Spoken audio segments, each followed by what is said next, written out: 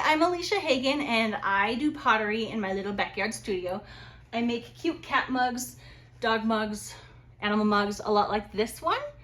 So cute, so adorable. So today I'm going to see if I can show and explain how I make my things on the pottery wheel. Just because, you know, sometimes that's a little interesting. So let's see if I explain it well. All right, so here's my pottery wheel. Oh, it is a Shimpo Whisper, which is great because apparently other pottery wheels you cannot turn when you don't have the foot pedal going, and this one you can, and I didn't realize that was a feature of this, and I really like it. Holy thunder. It's kind of thundering outside right now, but that's all right. And I have my studio door open because it's a little muggy. It's weird for New Mexico. It's usually so dry, but today is muggy and thundery, which will be great for my pottery. Usually it dries so fast, and now it won't dry as fast, which I kind of like. Anyway, to the pottery wheel. I used to throw just right on the wheel head right here without the bat pins because those can hurt you. I did that for a few years, and then I would, you know, wire it off and grab my pottery. But I got this really cool bat system from Dirty Girls Pottery. So I've been loving that. It comes with tiles that you can insert and take off. It's been super great. So I would recommend that. I've used it a few times and so far it's so good. But now I have to kind of pound the tiles in, and that's fine because it means they're tight, but they come out easily. So before I start throwing, I will ball up a bunch of clay, and I've done 1.25 pounds of clay because that's how much I use for my regular sized mugs. They hold like 12 to 16 ounces depending on how big I can make them. But 1.25 pounds ball here, wedged, pounded together. It's a nice little sphere.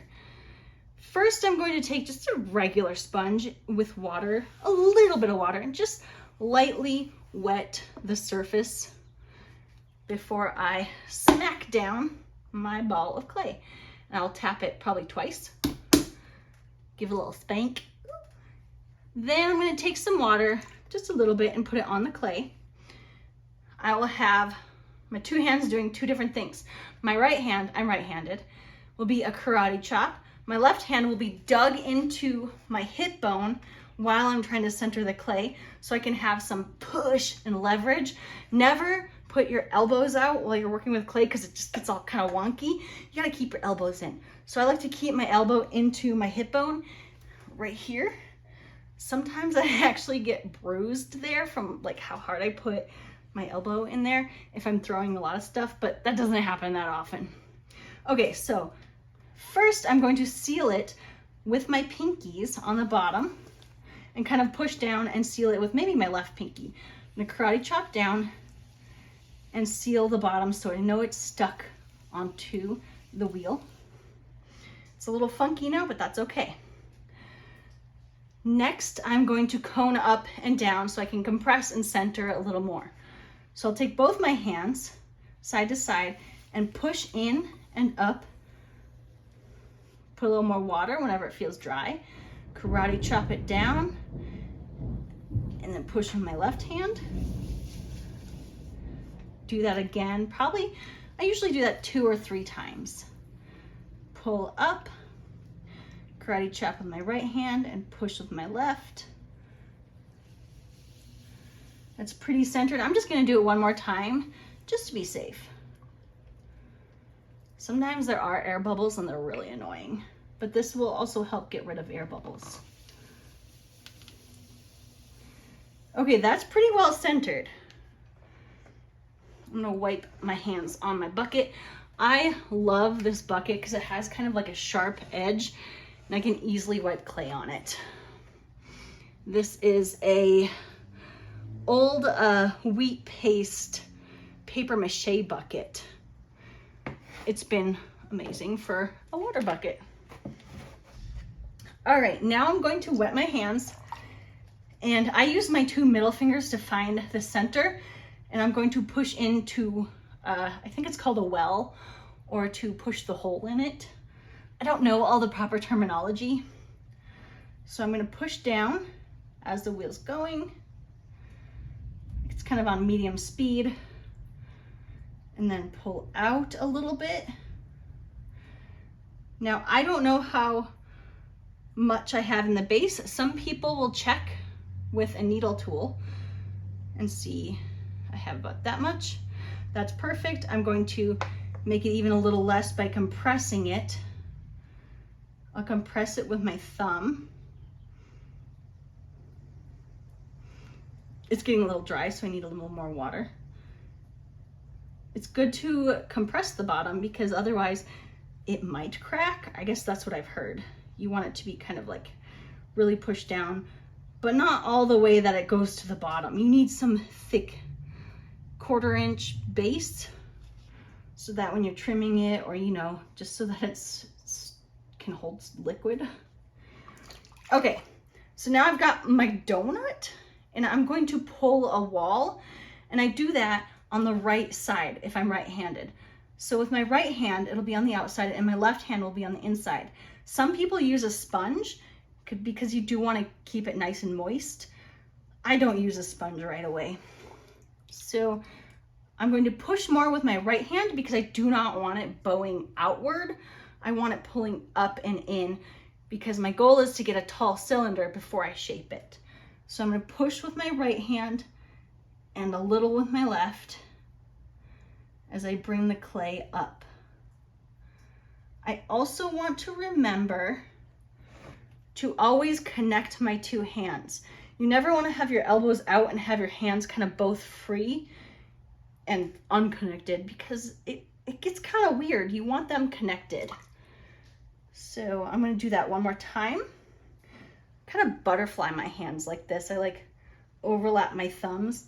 Now I'm going to push from the bottom and go up. It's getting too dry, so I'm going to stop, wet my hands, and go back to it. And it's also going out a little bit, so I'm going to take my two hands and collar it in just slightly. Usually by the second pull, I want it as tall as it should be, but I'm going to do one more.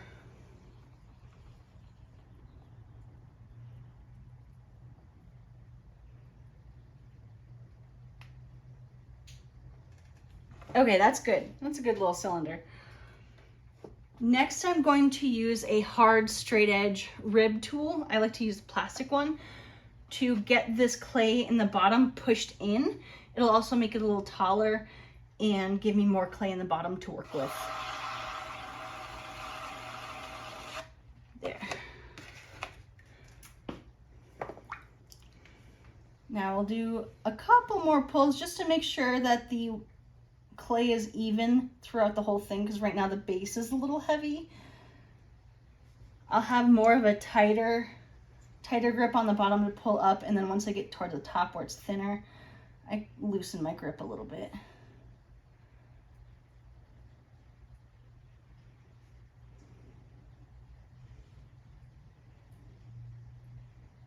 Okay, now I'm kind of shaping it because I want it to be a little more rounded.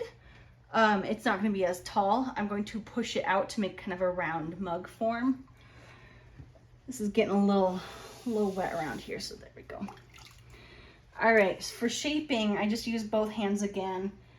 And now I'm pushing with my left even more toward the outside so that it can be shaped rounder here.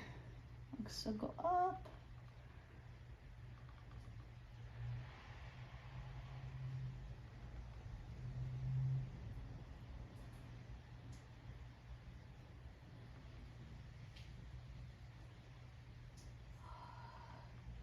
My throwing lines are super noticeable.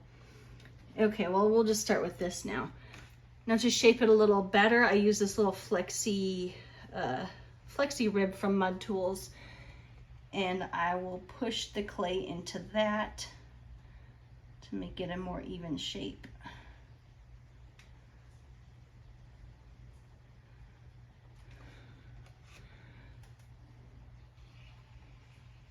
Bottom. Usually this will be a little bigger. I have a bunch of water on the inside, so I'm gonna take just a rough sponge, wring it out, and collect the water in the bottom. You never want to keep water in the bottom when it's drying because it'll just like crack the bottom. It will unevenly dry. I think my base is too thick. That's why my mug's actually smaller than it should be. Okay, I'm just trying to shape it here now. It's getting a little weird. I think I need to get more clay up out of the bottom.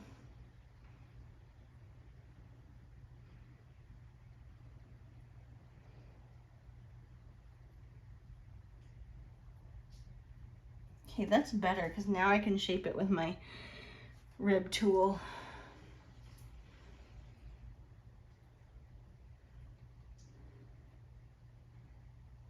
It usually doesn't take this long for me. It's usually a bit faster. So in my bottom, I have kind of some wet clay. I'm gonna take a really soft sponge, a little flexi sponge. This one's from Mud Tools.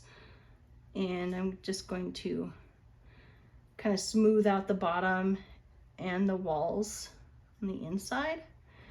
Okay, what I'm noticing is that my rim is now kind of wonky, which doesn't happen most of the time, but when it does, I just use a needle tool to take off part of the rim. And I have this super thin needle tool that as it's going really slow, I'm going to push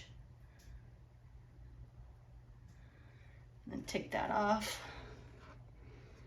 So I don't do that all the time. It's not often, but sometimes it happens. Seems like, especially if I'm trying to explain it. Now I'm just going to kind of even out my rim with my fingers. Make it, I'm not loving this right now, but that's all right. Okay, I'm gonna smooth that a little more.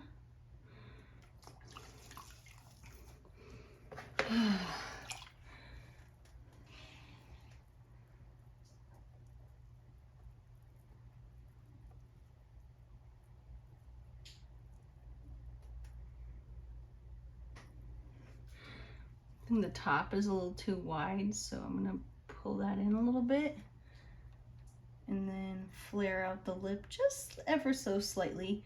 When you're drinking out a mug, I always feel like I like a slight little flare out. If it's in, it won't, like the liquid will get caught.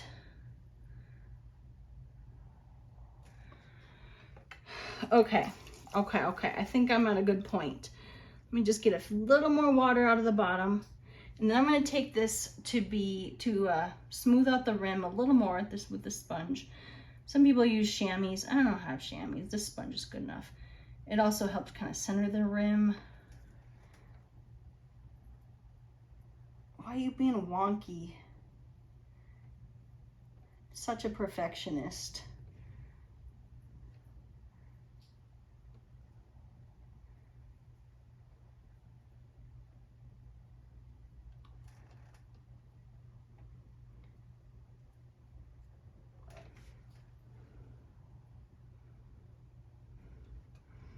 No, I'm gonna have to call that good enough.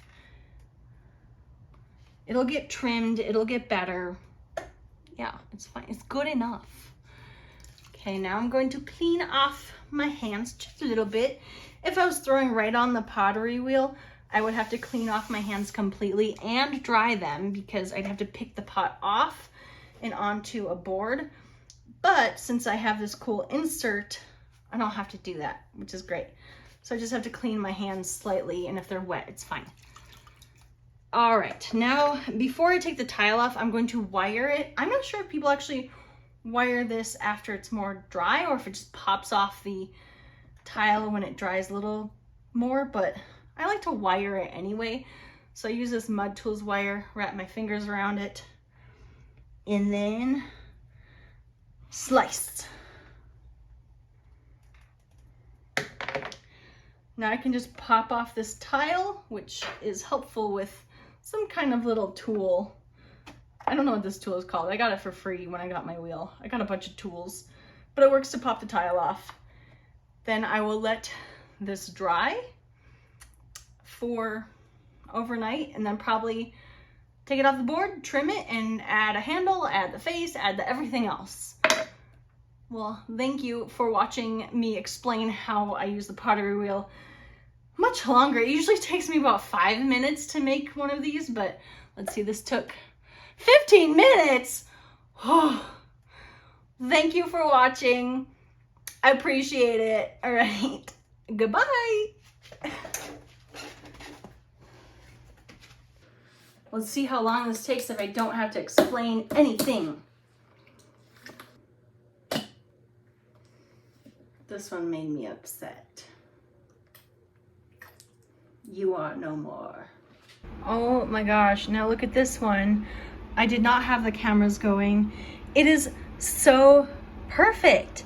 It's very even. I didn't even have to trim the rim at all. It's not wonky or weird. It's nice and smooth. I guess my clay just doesn't like to be filmed, but you know what?